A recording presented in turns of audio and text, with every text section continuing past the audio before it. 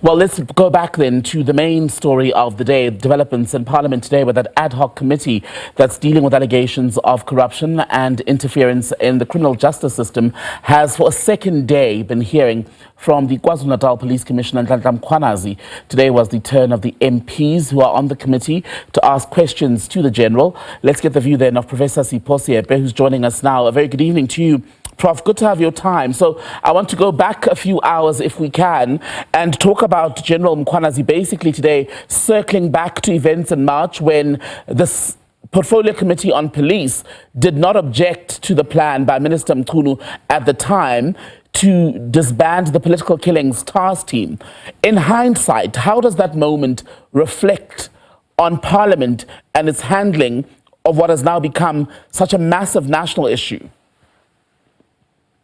I think General Mkhwanazi, what he tried to do is to point out or even justify why he had that press conference. It was a cry for help that he did try even to talk to the relevant bodies, including Parliament, in terms of what was happening within the police force. And I think what he did do today and yesterday was to paint that grim picture.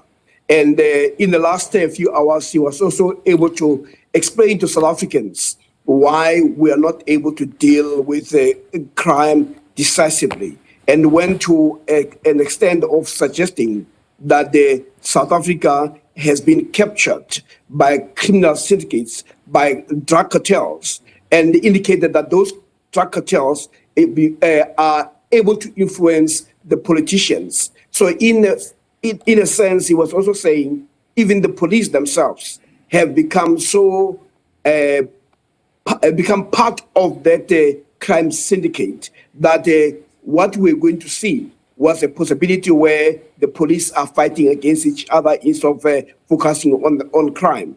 So he painted a very grim picture. You could actually say, after listening to him in the last few hours, you understand why we are failing to deal with the issue of crime. So that is one part. But he was also able to point out why the disbandment or disestablishment of the political justice team was wrong, that it was not based on the reports, it was not based on the facts, that had the minister been appraised or guided by the reports that they were providing to the interministerial committee, the minister would not have taken that position. And as a result, he came up with the view that the decision was informed by something else. And when you look at it, he tried to separate what was happening in Gauteng and what was happening in KZN to say the problem started when some of the members from the political killings task team were deployed to assist the crime investigation and intelligence in Gauteng. And some people thought now this political task team is now going to be able to unearth and to expose this connection between the politicians, between as you said, the judiciary, within the police force, and also somehow to say the minister has been having relationships with people who are questionable. And if you listen to him today, he was not able to suggest that the minister is corrupt. He says, now what we are dealing with is an ongoing investigation. And that is what Malema was asking him, that are we going to see being on that arrested? Point, Professor Seepe, because General Mkhwanazi used the caveat, in fact, he refused to say outright if both Minister Mkhunu and General Sibiya are people he would describe as corrupt. But how do you describe what he alleges they were involved in if it's not corruption, i.e. benefiting from syndicates, either through finances or the acquisition of properties, etc.? If it's not corruption, then what is it?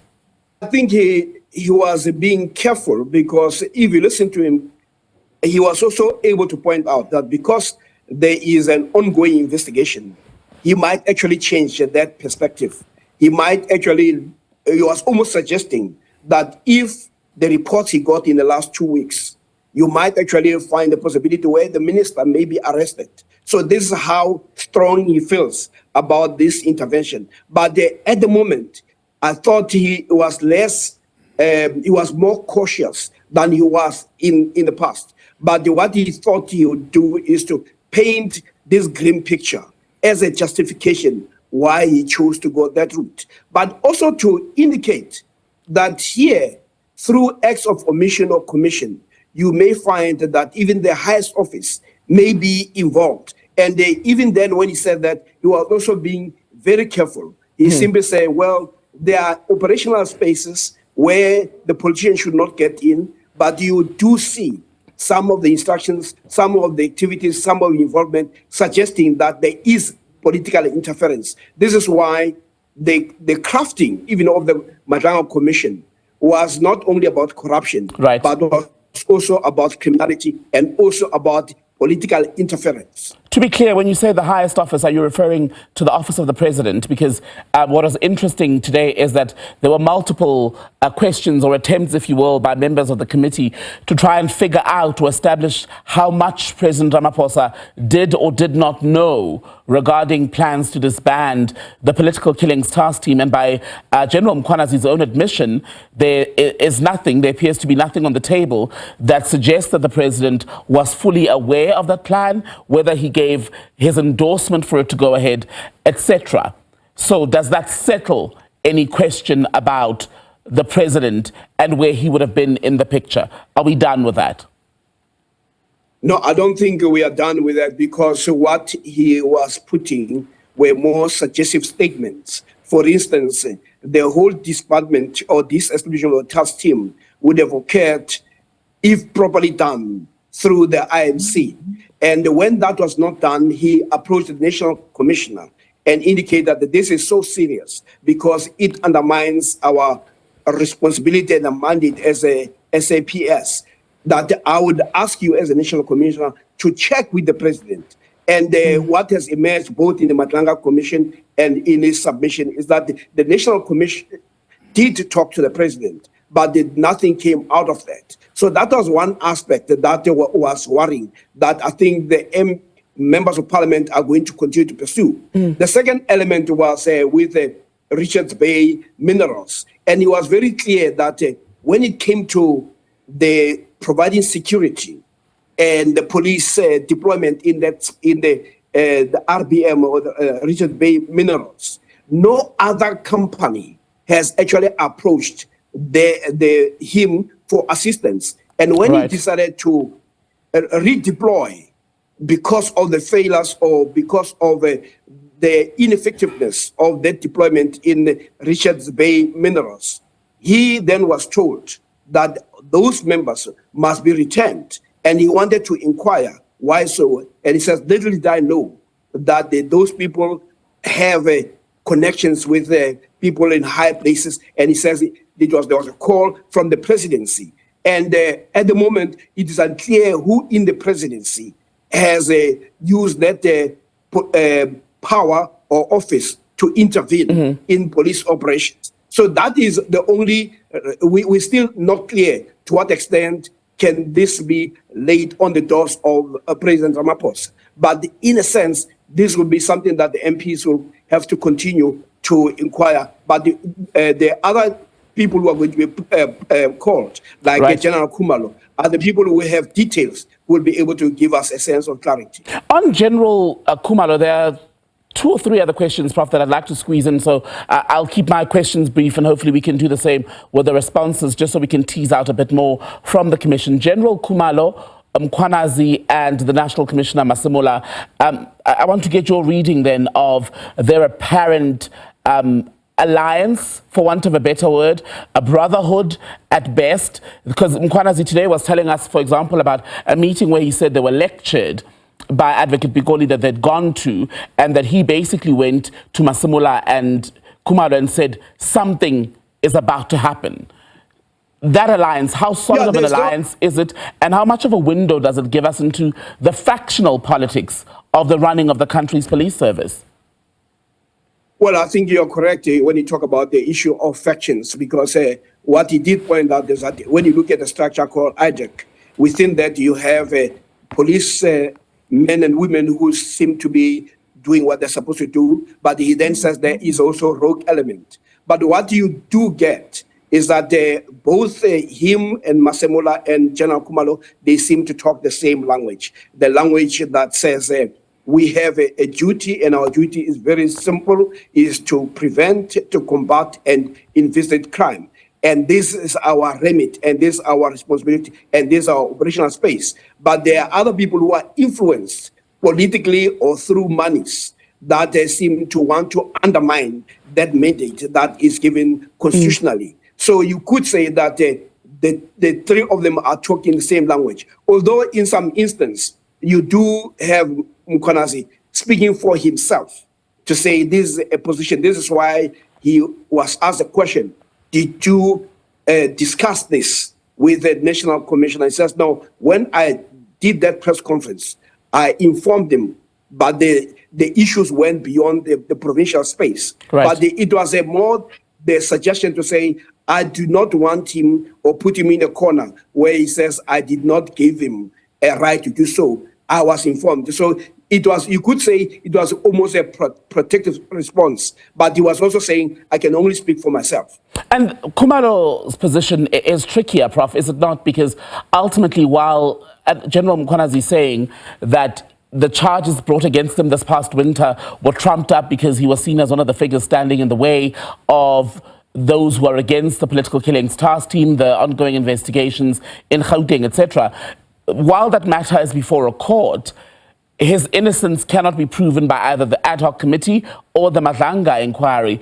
So where does that leave him as a credible voice in the story?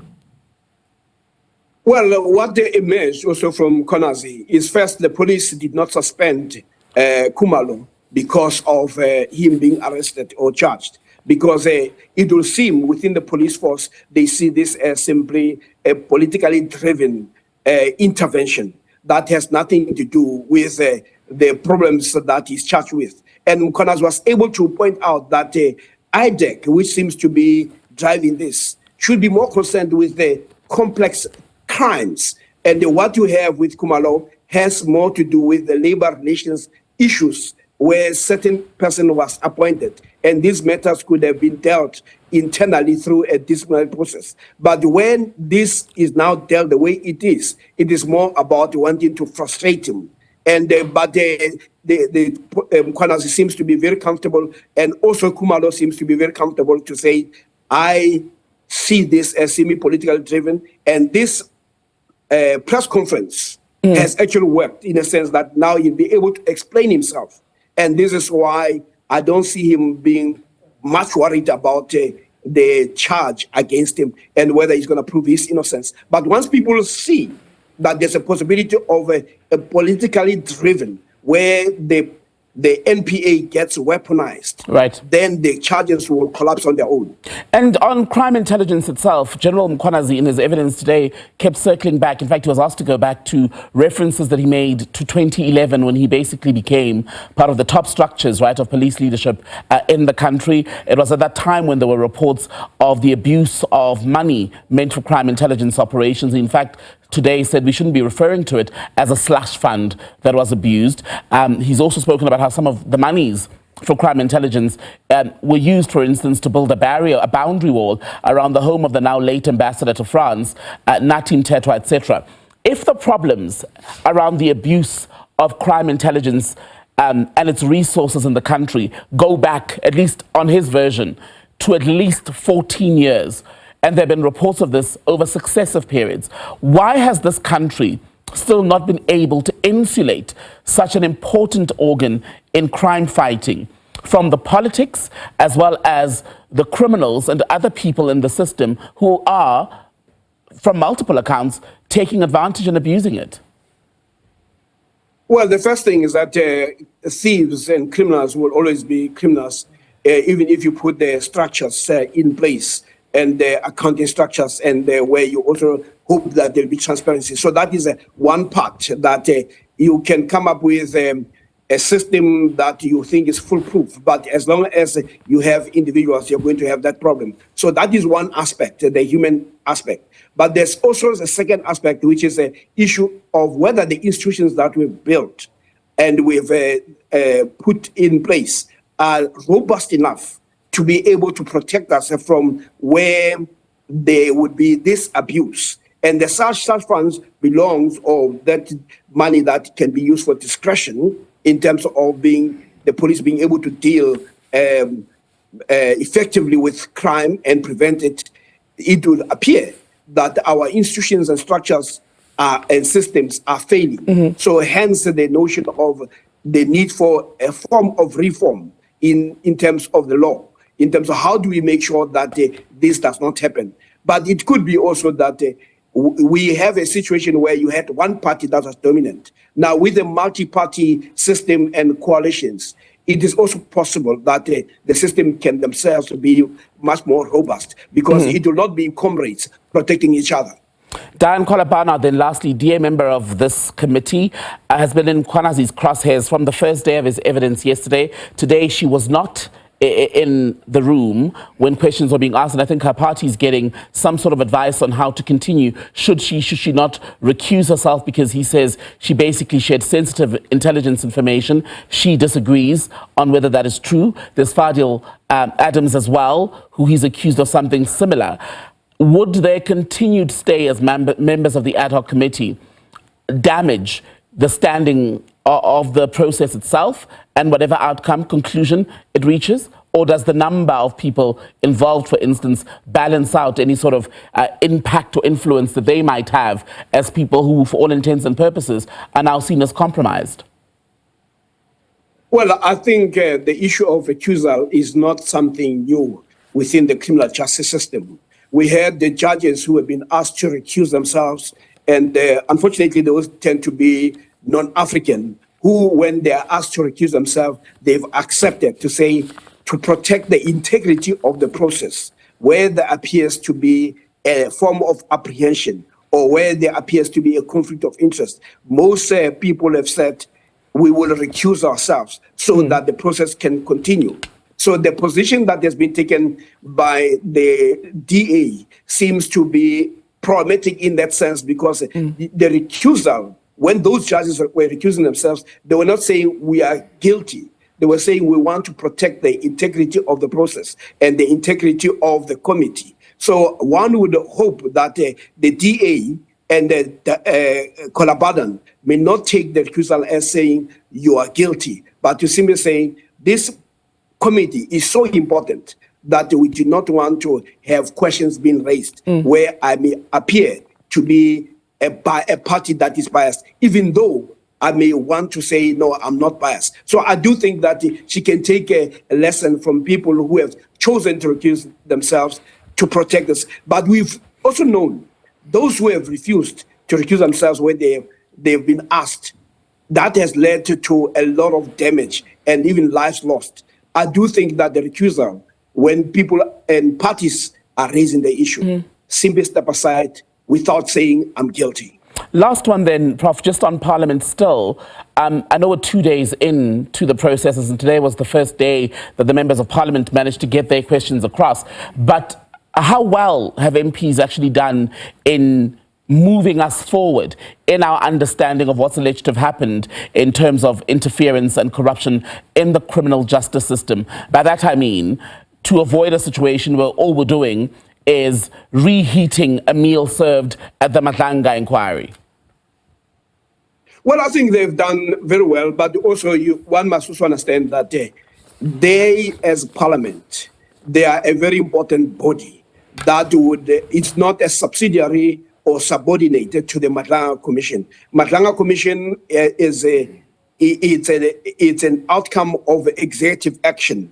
Parliament has its own sovereignty or jurisdiction, and as they had always, and Malema was able to put that across, that when you come here, we don't come here and treat Parliament as if it's an extension of Matlanga Commission, that we will ask different questions, we will also probe, but also Parliament has also a power of holding the president or the executive to account, unlike the Matlanga Commission or other commissions, whereas one of the members who have been evidence leaders pointed out that the recommendations are not binding. They depend on the president. So this one, it has teeth, unlike the Matlanga Commission. But without undermining the Matang Commission, whatever emerges out of that is points to South Africans. What is wrong is that South Africa at the moment appears to be a crime scene. Professor Sipho Seepe, we appreciate your time. Thank you so much for speaking to us. General Mkhwanazi, in fact, at some point tonight saying South Africa has been captured by criminals who are basically controlling politicians. Thank you so much for speaking to us on the SABC.